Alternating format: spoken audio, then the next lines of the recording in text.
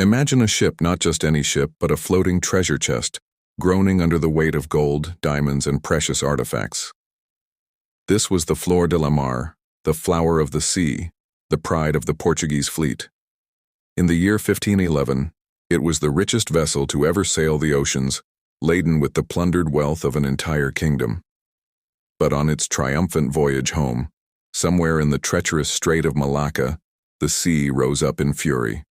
A violent storm swallowed the ship whole, sending its legendary cargo, a treasure so vast it could rewrite the fortunes of nations, spiraling into the dark abyss. For over 500 years, that treasure has remained lost, a ghost story whispered among divers and historians. It's a hoard that includes a life-sized golden tiger with eyes of rubies, jewel-encrusted thrones, and chests overflowing with gold coins. Its estimated value today?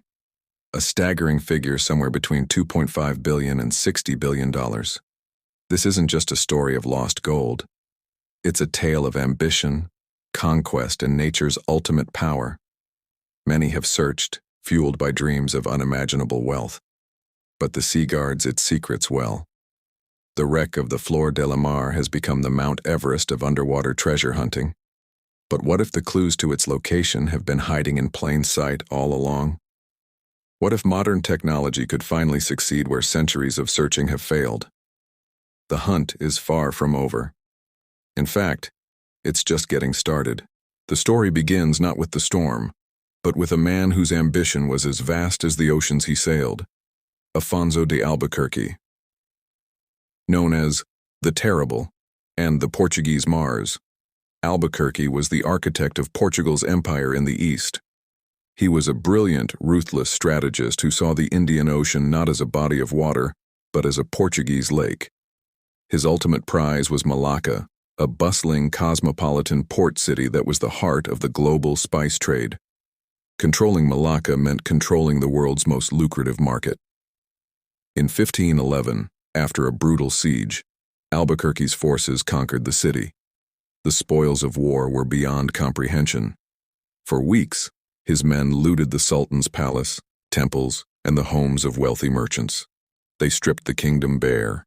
Albuquerque gathered this immense fortune to be sent back to King Manuel I of Portugal. It was more than just treasure. It was a symbol of Portuguese dominance. The largest and most fabulous items were loaded onto his personal flagship, the Flor de la Mar. This ship was already a legend, but also notoriously clumsy and old. It had survived numerous perilous voyages, earning a reputation for being both lucky and cursed. Despite warnings from his captains that the ship was overloaded and barely seaworthy, Albuquerque insisted. He wanted the grandest ship to carry the grandest prize. Alongside the treasures of Malacca, the ship carried a tribute from the King of Siam, a magnificent collection of gifts that added even more weight to its groaning hull.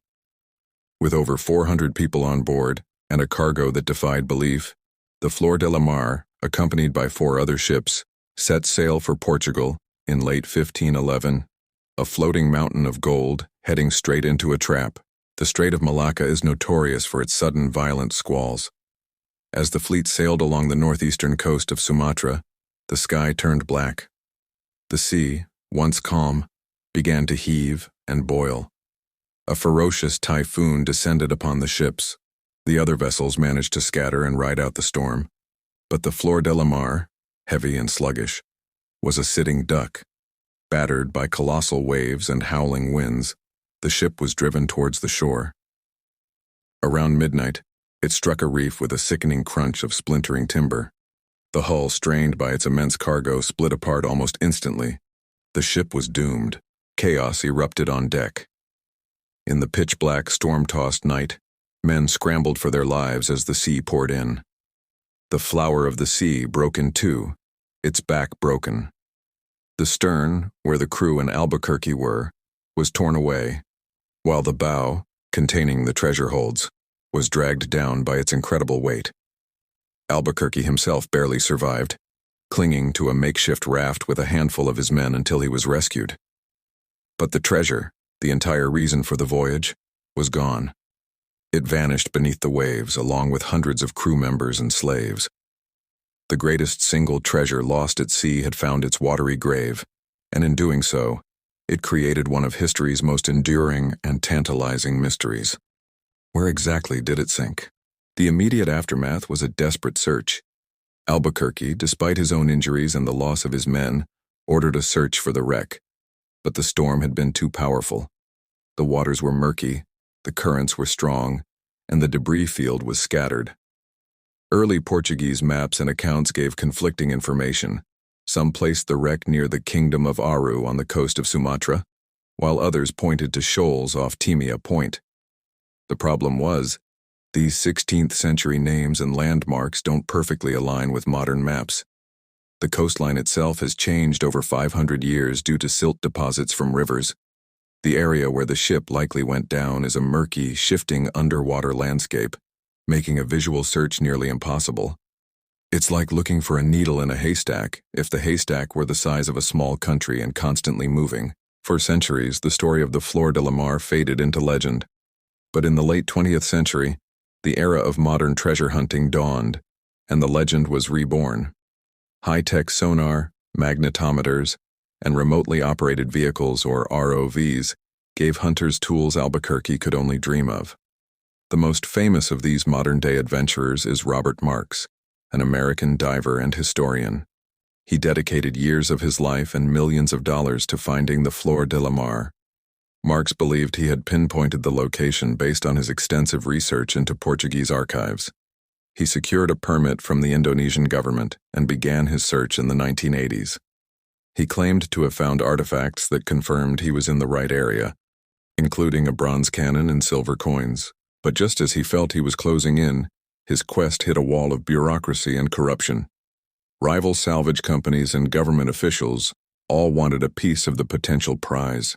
His permits were revoked, his equipment was seized, and he was forced to abandon his search. Marks has always maintained that he knows where the wreck is, but has been blocked by political interference. His frustrating story adds another layer to the myth. The treasure is not just protected by the sea, but by human greed. Other companies have tried since, but they've all faced similar challenges. The Indonesian, Malaysian, and Portuguese governments all have potential claims to the treasure, creating a legal minefield. Who would own the treasure even if it were found?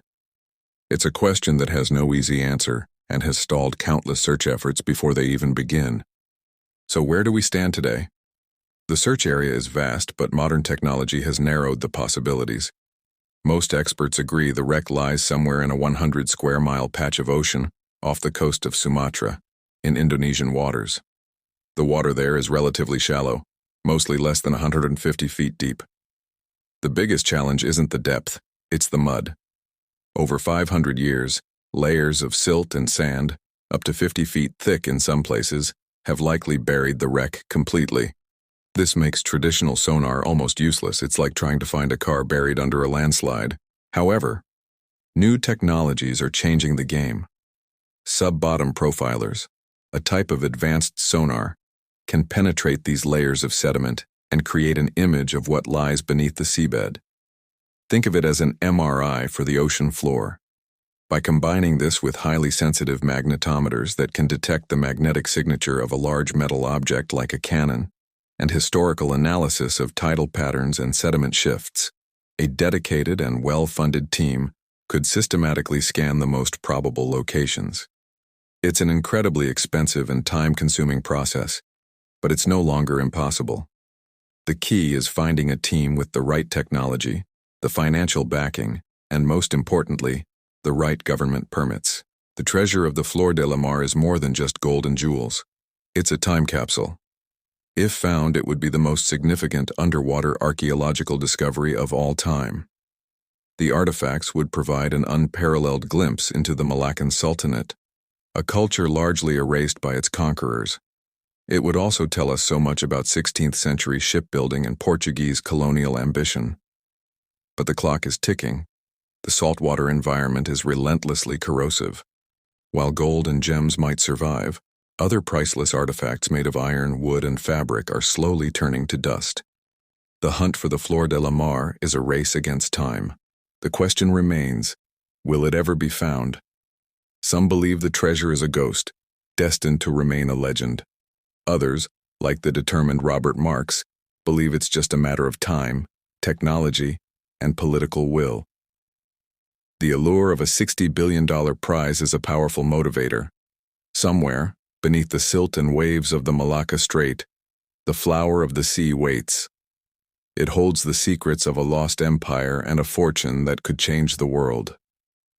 The next person to scan the sonar screen or guide an ROV through the murky depths might just be the one to finally solve this 500-year-old mystery. The final chapter in the story of the Flor de la Mar has yet to be written. Thank you so much for joining us on this incredible journey into history. If you're fascinated by mysteries like this one, don't forget to hit that subscribe button and ring the notification bell so you won't miss our next adventure. We'd love to hear your thoughts in the comments below. Where do you think the treasure is? Until next time, keep exploring.